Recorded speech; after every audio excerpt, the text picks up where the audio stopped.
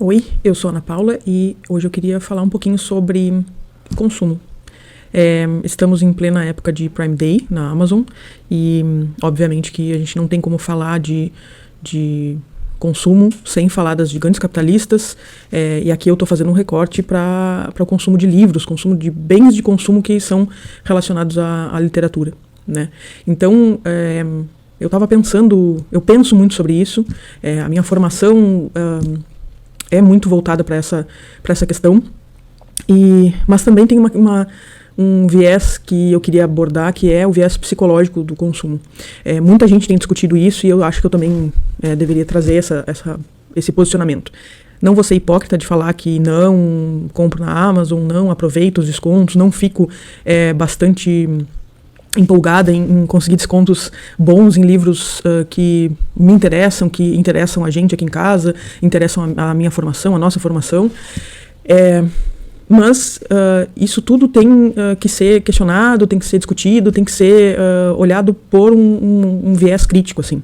Então, uma das coisas que mais me incomoda nesse universo do BookTube, desde quando eu só consumia, que eu não produzia conteúdo pro YouTube sobre livros, é que existe o produzir conteúdo sobre livros, sobre literatura, sobre leitura, sobre autores e autoras, enfim, e existe produzir conteúdo que não está necessariamente ligado à literatura, e a única relação com a literatura que tem é por meio do objeto livro, né? Evidente que a gente curte o objeto livro, quem gosta de ler, muito provavelmente gosta também de ter uma biblioteca, de ter os seus livros, muitas vezes livros físicos na biblioteca, gosta de comprar, gosta de tocar o livro, gosta de ter livros bonitos também, por que não? Mas, desde que eu entrei como consumidora de conteúdo no BookTube, eu notei que, primeiro, os canais que ganham mais visualização, os canais ou os vídeos que têm mais visualização, têm mais apelo, que são melhor distribuídos, são aqueles vídeos que trazem unboxing, ou no título, ou nas tags, e na thumbnail também, né? E notei também que tem canais que são basicamente sustentados pelos vídeos de unboxing, sustentados no sentido de conteúdo, e tem canais que são muito preponderantemente sobre vídeos de unboxing, né? E isso me lembrou muito lá em 2011, 2012, mais ou menos, quando eu descobri esses vídeos de unboxing. Me interessou muito o tipo de apelo que eles faziam e o tipo de relação sensória que a gente tem com esses vídeos de unboxing. Eu estudo audiovisual, então esse interesse foi muito também acadêmico, assim. Por que as crianças eram super atraídas pelos vídeos de unboxing de brinquedos? Por que adultos também eram atraídos? Porque criança tem uma outra forma de apreender as informações visuais. Isso tudo sempre me interessou. Corta para 2020, quando eu comecei a consumir conteúdo direto do BookTube e notei que esses vídeos de unboxing tinham um apelo a mim, né, aos meus sentidos, que era tão forte que isso me ajudou a entrar numa espiral, me levou a entrar. Eu não vou culpar ninguém, né? Isso não tem culpados entre esses produtores de conteúdo. Eu acho que é uma ausência, uma lacuna de crítica nesse sentido. Eu fui levada, como muita gente é levada, a criar nesse apelo uma consequência, um ato contínuo, que é o de comprar livros para poder produzir esses unboxings. Produzir no sentido, não de produzir conteúdo de vídeo, mas para poder fazer também, né, usufruir dessa experiência tátil, né, que é abrir uma caixa, que é tirar os livros de dentro, que é esperar também por essa caixa e tal. Então, nisso entra, obviamente, a própria experiência de consumo que a Amazon oferece, que as gigantes capitalistas oferecem, que é uma experiência de consumo onde tu tendo um aplicativo, e nesse aplicativo é muito fácil fazer essas compras, é muito fácil guardar as informações, é muito fácil proceder com o checkout, né, das compras, e também é muito fácil acompanhar, por exemplo, os pedidos e enfim, né, organizar todas as informações, o que faz com que esse processo seja indolor e, portanto, não ofereça nenhum ônus. Claro, né, o único ônus é o ônus real, né, do gasto de dinheiro, mas não oferece nenhum ônus no sentido de processo. Então, é muito comum que a gente, inadvertidamente, entre nesses aplicativos e consuma muito mais do que se a gente tivesse que entrar num site ou ir, evidentemente, numa livraria, né, para comprar um livro. Se a gente vai numa livraria, a gente compra ou um livro que a gente quer realmente, ou se a gente vai dar banda pela livraria, ficar passeando dentro da livraria, a gente acaba saindo com mais livros do que o necessário, realmente, né? Mas não é a mesma experiência de a gente comprar e não estar... fisicamente envolvido, a gente está cognitivamente envolvido, a gente está psicologicamente envolvido, mas não tão fisicamente envolvido. E quando a gente não está fisicamente envolvido na compra, muitas vezes a gente mal sente que comprou demais ou que comprou aquilo que não necessitava. Isso não é novidade, eu não vou descobrir a roda aqui, mas o que eu comecei a notar é que essa experiência que é compartilhada por esses vídeos, né, esses unboxings infinitos, às vezes são várias caixas, às vezes é uma caixa só, mas que são experiências sensórias, né, tem envolvido uma experiência estética fortemente construída em cima da expectativa, do ganhar presente, do segurar, do tocar nessas coisas, assim, abrir o plástico e tal. E evidentemente que essas gigantes capitalistas também investem muito num sistema duplo, que é o de frete grátis, que é uma coisa que acaba chamando muita atenção, porque a gente entende, principalmente no Brasil, né, que o frete costuma sair caro e que livro é uma coisa muito cara. Aliás, livro é caro em todo mundo, mas a gente costuma não querer pagar frete, né? Então, o não pagar frete é um bônus que acaba fazendo com que a gente muito mais facilmente compre, porque aí não tem ônus realmente nenhum, a não ser, obviamente, pagar pelo livro.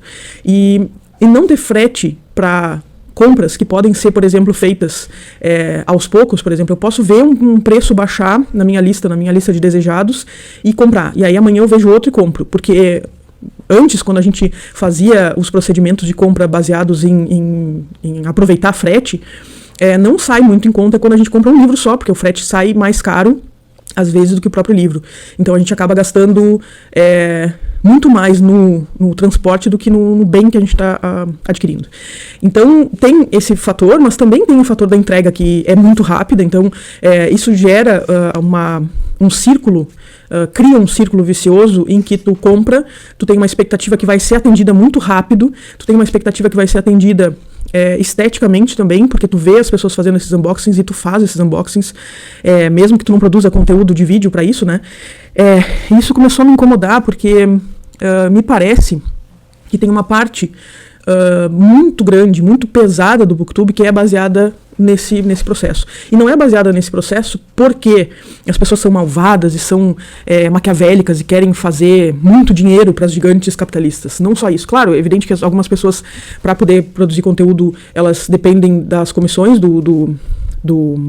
da Amazon, enfim, mas não é só isso, né? Tem a ver com os views. A gente está numa plataforma que a gente depende de views para continuar existindo. Mesmo que a gente não monetize os nossos vídeos, a gente depende desses views para continuar existindo. Então, depende de gente vendo em grande quantidade, gente curtindo, gente compartilhando, e também depende que esses vídeos sejam distribuídos. E para eles serem distribuídos, eles precisam ser bastante vistos e receber bastante interação. Então, é aquela coisa de que quanto mais seguidores tu tem, mais seguidores tu vai ter, quanto mais visualizações tu tem, mais visualizações tu vai ter. Isso impacta no consumo, obviamente, né? O que começou a me chamar a atenção é que toda época tem o seu hype de livros, né? Tem livros que são muito famosos numa determinada época, tipos de livros, gêneros literários, autores e autoras, histórias, estruturas narrativas que são muito famosas numa determinada época e que acabam vendendo o livro e também ajudando a produzir esses livros, porque muita gente escreve esses livros com base naquilo que vai vender melhor, né? Editoras e escritores e escritoras fazem o que vai vender melhor. Então, me parece que o hype em si, ele é uma coisa que independe desses processos de consumo que hoje a gente está vivenciando, mas ele é impulsionado, né? Ele ganha uma propulsão muito grande com esse processo de consumo, porque de repente muitos livros, como essas séries que são super descartáveis, que tem autores que a gente quase nem lembra os nomes, porque todos eles produzem o mesmo tipo de história, o mesmo tipo de saga, as capas são muito parecidas. Então tem uma série, por exemplo, que tem 5, 6, 7 livros, e aí a outra série também tem isso, então isso vende muito livro, vende livro de forma muito líquida, né? E aí a gente vai ver, por exemplo, em plataformas como o Scoob, que muitos desses livros acabam sendo, 6 meses depois, muito trocados, né, muito colocados para troca, porque realmente são livros descartáveis, né, são livros que fazem efeito naquela época do hype e depois eles perdem o seu valor social e estético, enfim. Então, não se trata de uma questão da gente estar discutindo aqui o que é boa leitura, o que não é, ou o que é alta literatura, baixa literatura. Não vou me envolver nessa discussão, porque eu acho que ela é pouco producente para essa discussão do consumo, né? Porque algumas pessoas começam lendo livros que não somam tanto, né, que não trazem não enriquecem tanto essas pessoas, só passam tempo e nada contra passar tempo, nada contra entretenimento que seja para esvaziar a cabeça, enfim. Ok, lê. Só que quando a gente fala de produção de conteúdo, me parece muito fraco, muito vazio, que um canal inteiro ou um tipo de conteúdo inteiro se baseie em comprar livros e não discutir sobre esses livros, e simplesmente comprar. Então, não me parece que esses canais estejam no BookTube, eles estão no hall de vídeos de unboxing, que já são uma outra coisa, já são uma outra proposta. E qual é o papel desses vídeos? Qual é o papel que esse círculo vicioso ou essa ausência de crítica a esse tipo de conteúdo produz no consumo, né? A gente começa a consumir pelo ato de consumir e não por aquilo que a gente consome. Então, a gente não está comendo pela comida, a gente está comendo pelo ato de comer. A gente não está comprando livros para ler, mas pelo ato de comprar livros. E eu não estou discutindo aqui, por exemplo, comprar livros e não ler eles em seguida. Tem pessoas que têm tem uma norma pessoal de só comprar mais livros quando lê mais livros. Eu acho isso ótimo. Tem pessoas que não conseguem fazer isso. Eu sou uma dessas pessoas porque eu entendo, eu gosto muito de livros, eu gosto de colecionar livros, eu gosto de ter esses livros perto de mim. E aí eu tô falando de literatura, né, que é um consumo um pouco diferente de livros teóricos e técnicos. Então tem muito livro na minha estante que eu não li. Só que a literatura é um investimento, né? Construir uma estante com livros interessantes, com livros importantes que vão somar e que são livros importantes para a história da literatura, da arte da literatura, independe de quando tu vai ler esses livros, né? Pode ser, poxa, agora, por exemplo, eu estou investindo em livros que eu acho que são livros clássicos, que são livros que têm uma grande importância na literatura, para ter eles, e quando eles são baratos eu obviamente me atiro para comprar, porque eu quero ter esse acervo. A biblioteca é um investimento intelectual importante, né, nesse sentido. E eu também gosto de ter livros bonitos, gosto de tocar nesses livros, gosto de livros bem projetados. Eu sou da área do design, então gosto dos projetos gráficos bonitos, das capas bonitas, das produções gráficas bonitas, enfim. Também tenho essa coisa fetichista do livro como objeto. Só que isso não nos impede de pensar e de fazer uma crítica a esse redemoinho de consumo em que a gente está inserido, né? Porque nós estamos inseridos em vários processos que formam esse grande sistema de consumo. E aí eu fiquei pensando assim que é muito comum que nesses tempos em que a gente está vivendo, onde o consumo é importante pelo consumir e não só por aquilo que a gente está consumindo, o que já é, né, uma coisa a ser criticada também, a ser pensada, a se refletir sobre, quando a gente vira a chave para o consumo pelo ato de consumir, a gente também tem que refletir sobre uma questão que envolve a questão estética, né? Estética no sentido de envolver os sentidos da gente, de envolver as nossas sensações, e muitas vezes sensações primordiais, instintivas até. A gente está há quase 2 anos, a gente está há 1 ano e meio trancado dentro de casa, a maioria das pessoas trancadas dentro de casa, não podendo usufruir de coisas da vida normal, como, por exemplo, sair para passear no final de semana, conviver com os amigos, visitar os amigos, os parentes. Muitas vezes a gente está isolado dos próprios parentes mais próximos.